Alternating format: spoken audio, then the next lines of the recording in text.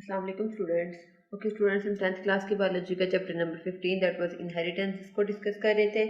आज की वीडियो में डिस्कस करेंगे Mendel law of segregation. Mendel का सेग्रीगेशन लॉ क्या कहता है, इसके अकॉर्डिंग किस तरह से ऑर्गेनिजम्स की ग्रोथ होती है, उनमें कौन से कैरेक्टर्स डोमिनेट करते हैं और कौन से रिसेसिव हो जाते हैं। ओके, आज की वीडियो स्टार्ट करने से पहले अगर हम प्रीवियस वीडियो की बात करें तो प्रीवियस वीडियो में हमने मेंडल लॉ ऑफ इनहेरिटेंस को डिस्कस किया था, मतलब उसकी बेसिक्स को डिस्कस किया था कि मेंडल कौन था, मेंडल ने किस तरह से इनहेरिटेंस को डिस्कस किया, मेंडल ने कौन सी बेसिस पे जो है वो इनहेरिटेंस को डिस्कस किया। अगर आपने वो वीडियो नहीं देखी तो इस वीडियो का लिंक ऊपर आई के बटन पे शो हो रहा है, वहां पे जाकर इस वीडियो को देख सकते हैं। ओके, आज का टॉपिक हम स्टार्ट करते हैं, that is Mendel law of segregation. अब मेंडल ने दो लॉ दिए थे इनहेरिटेंस के, एक हम आज पढ़ेंगे, एक इंशाल्लाह नेक्स्ट वीडियो में पढ़ेंगे। सबसे पहले हम पढ़ते हैं मेंडल लॉ ऑफ सेग्रीगेशन। इसकी हम स्टेटमेंट पढ़ लेते हैं, लेकिन इसको जो है वो एक्सप्लेन हम बाद में करेंगे। सारा प्रोसीजर देखने के बाद आपको इस स्टेटमेंट की अच्छे से समझ आ जाएगी। जब आप इस सारे प्रोसीजर को अच्छे से देख लोगे कि मेंडल का सेग्रीगेशन लॉ क्या कहता है, इसके अकॉर्डिंग किस तरह से ऑर्गेनिजम्स की जो है वो कैरेक्टर्स या ट्रेट्स आगे ट्रांसफर होते हैं। According to this law, during gamete formation, the genes or alleles of each pair segregate from each other and each gamete receives one gene from the pair. ठीक है, when the gametes of male and female parents unite, the resulting offspring again gets the genes in pairs. कहते हैं कि जब एक generation से दूसरी generation में जीन्स या एलीज ट्रांसफर होते हैं, गैमीट फॉर्मेशन होती है, तो दोनों में से एक एक जो है वो पेरेंट्स में से एक एक जीन या एक एक एलील जो है वो पास आउट होता है। लेकिन जो नेक्स्ट जनरेशन होती है उसके अंदर पेयर ऑफ जीन्स प्रेजेंट होते हैं। किस तरह से होते हैं ये सारी चीजें अब हम देखते हैं वन बाय वन, इनकी स्टेप बाय स्टेप। मेंडल का लॉ डिस्कस करने से पहले आपको कुछ कैटेगरीज का, कुछ टर्मिनोलॉजीज का पता होना चाहिए। सबसे पहले हमारे पास mono hybrid cross. Mono hybrid किसे कहते हैं, जैसे कि आप सबको पता है मोनो मीन वन, तो ऐसा क्रॉस जिसमें हम एक टाइम पे एक ही करैक्टर को या एक ही ट्रेट को स्टडी कर रहे हैं, उस क्रॉस को हम कहते हैं मोनो हाइब्रिड क्रॉस। दो को करेंगे तो डाई हाइब्रिड होगा, तीन को करेंगे तो ट्राई हाइब्रिड होगा।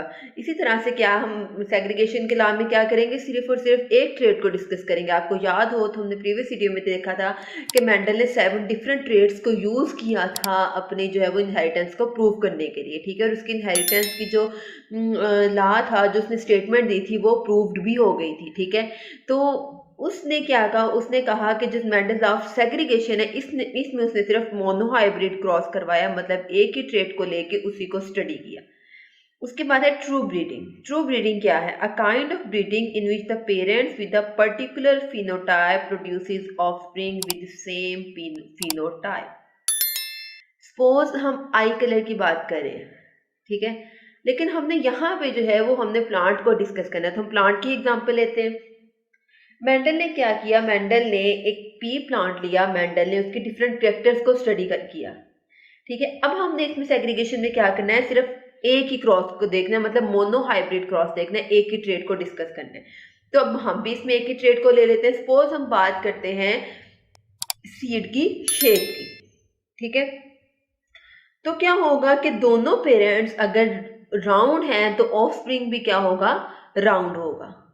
ठीक है, अब हम इसको एक्सप्लेन करेंगे, किस तरह से एक्सप्लेन करेंगे, थ्रू अ क्रॉस एक्सप्लेन करेंगे, थ्रू डायग्राम एक्सप्लेन करेंगे, थ्रू मैथमेटिकल एक्सप्रेशन एक्सप्लेन करेंगे कि ट्रू ब्रीडिंग होता क्या है। इसमें ये है कि जिस तरह के पेरेंट की फिनोटाइप होगी सेम टू सेम जो है वैसे ही ऑफस्प्रिंग की फिनोटाइप होगी। जीनोटाइप की बात नहीं कर रही मैं, सिर्फ फिनोटाइप की बात कर रही हूँ कि जो ऑफस्प्रिंग की फिनोटाइप होगी, जो नेक्स्ट जनरेशन की F1 जनरेशन की फिनोटाइप होगी, वो बिल्कुल पेरेंटल जनरेशन की जैसी होगी। जैसा कि हमने अभी देखा कि मेंडल ने इसमें मोनो हाइब्रिड क्रॉस को डिस्कस किया, तो मेंडल ने जो करैक्टर लिया, जो ट्रेट लिया, वो था हमारे पास सीड शेप। उसने सीड की शेप को डिस्कस किया। He crossed two plants having one contrasting trait. Seed से अब हमने देखा था कि वो ऑर्गेनिज्म लेना जिसके अंदर कंट्रास्टिंग ट्रेट्स हों। किस तरह से, एक कह लें कि टॉल है, दूसरा क्या होगा, शॉर्ट होगा। इसी तरह से सीड की शेप दो तरह से होगी, या तो राउंड होगी या रिंकल्ड होगी। ठीक है, अब हम इसको एक्सप्लेन करते हैं थ्रू मैथमेटिकल एक्सप्रेशन, या थ्रू जो है वो हम इसको पुनेट स्क्वायर एक्सप्लेन करेंगे। सबसे पहले क्या करते हैं, हम एक पेरेंट जनरेशन लेते हैं। सपोज ये जो गैमेट है, ये जो एलील है वो मेल से आ रहा है, और ये वाला जो एलील है वो फीमेल से आ रहा है।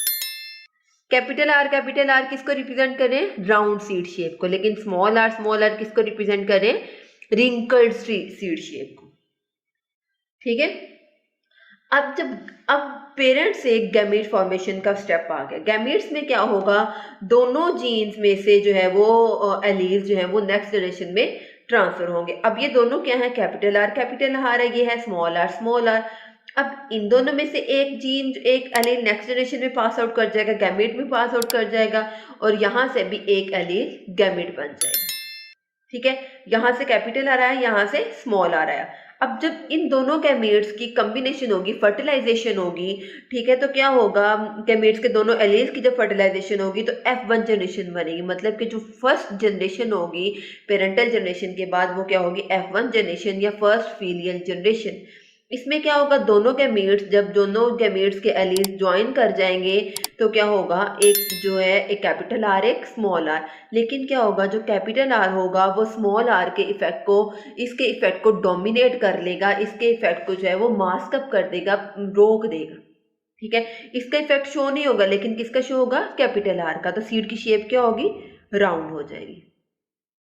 ओके, तो ये क्या है? ट्रू ब्रीडिंग है। इसमें जीनोटाइप मैटर नहीं करी, जीनोटाइप इसकी डिफरेंट हो गई है, लेकिन इसकी फिनोटाइप अपने पेरेंट की जो है पेरेंट जैसी होगी, इसकी फिनोटाइप क्या होगी? राउंड होगी। ओके, तो ये आ गई हमारे पास F1 जनरेशन। अब नेक्स्ट हमने क्या करना है? F1 का क्रॉस करवाना है F1 से, मतलब इसी जनरेशन के दो प्लांट्स लेके उन दोनों का आपस में क्रॉस करवाना है, तो क्या हमारे पास रिजल्ट्स आएंगे। अब यहाँ पे क्या है? हमारे पास डिफरेंट एलील्स हैं।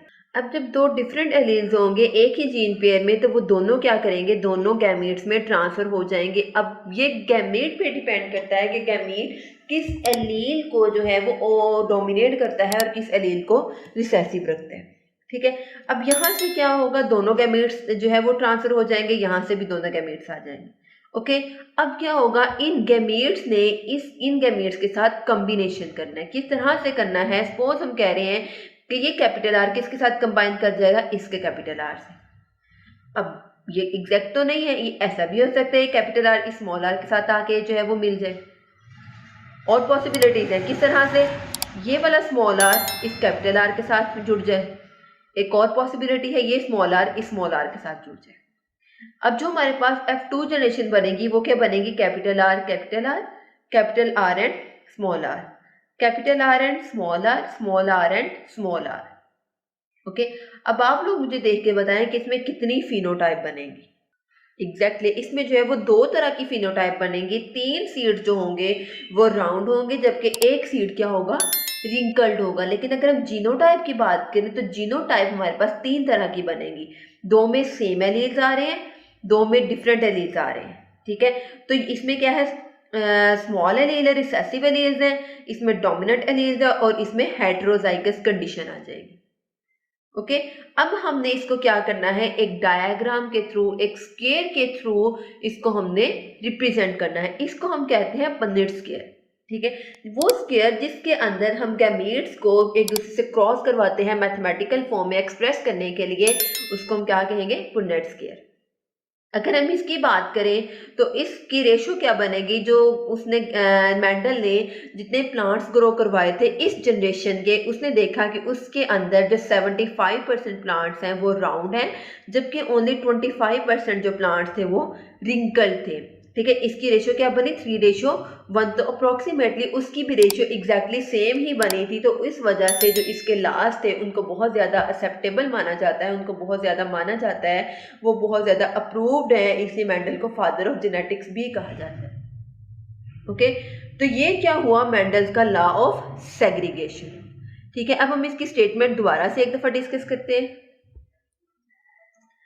स्टेटमेंट क्या थी? During gamete formation the genes or alleles of each pair segregate from each other and each gamete receives one gene from the pair. ये F1 जनरेशन में हमने देखा कि गैमीट फॉर्मेशन के दौरान एक पेरेंट के पास जितने भी एलील्स होते हैं, पेयर ऑफ जीन्स में जितने भी एलील्स होते हैं, मतलब 2 ही होंगे, तो उसमें से हर एक एलील जो है वो नेक्स्ट जनरेशन में पास आउट करेगा। उसके बाद क्या है, when the gametes of male and female parents unite, the resulting offspring again gets the gene in pairs।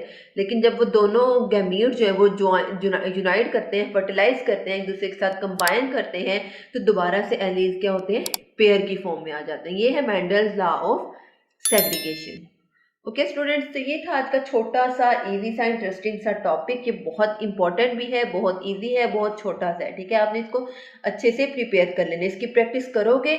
आप इसके एक करेक्टर की प्रैक्टिस करेंगे तो आपके पेपर में जिस करेक्टर पे भी वो पूछेंगे आप उसको इजीली अटेम्प्ट कर सकोगे। ये क्वेश्चन आपको, ये टॉपिक आपको एज ए शॉर्ट क्वेश्चन भी आ सकता है, एज अ लॉन्ग क्वेश्चन भी आ सकता है। इसकी रेशो भी आपको एमसीक्यू में पूछी जा सकती है। तो हमने इसको, इस टॉपिक को हर पॉइंट ऑफ व्यू से अच्छे से प्रिपेयर कर लेना है, ताकि आपको अगर किसी भी पॉइंट ऑफ व्यू से ये क्वेश्चन आए पेपर में आपके, तब उसको इजीली अटेम्प्ट कर सको। ओके स्टूडेंट्स, तो ये था आज का टॉपिक। आई होप आपकी वीडियो अच्छे से समझ आ गई होगी। अगर आपको इस वीडियो में कोई भी कंफ्यूजन हो या किसी चीज़ की समझ ना आए तो कमेंट सेक्शन में ज़रूर पूछिए। और अगर आपको मेरी वीडियो अच्छी लगे तो चैनल को लाइक करें, सब्सक्राइब करें, साथ ही बेल आइकन के बटन को प्रेस करें। इससे आपको मेरी हर वीडियो को नोटिफिकेशन सबसे पहले देखने को मिलेगा। ओके स्टूडेंट्स, अल्लाह हाफिज़।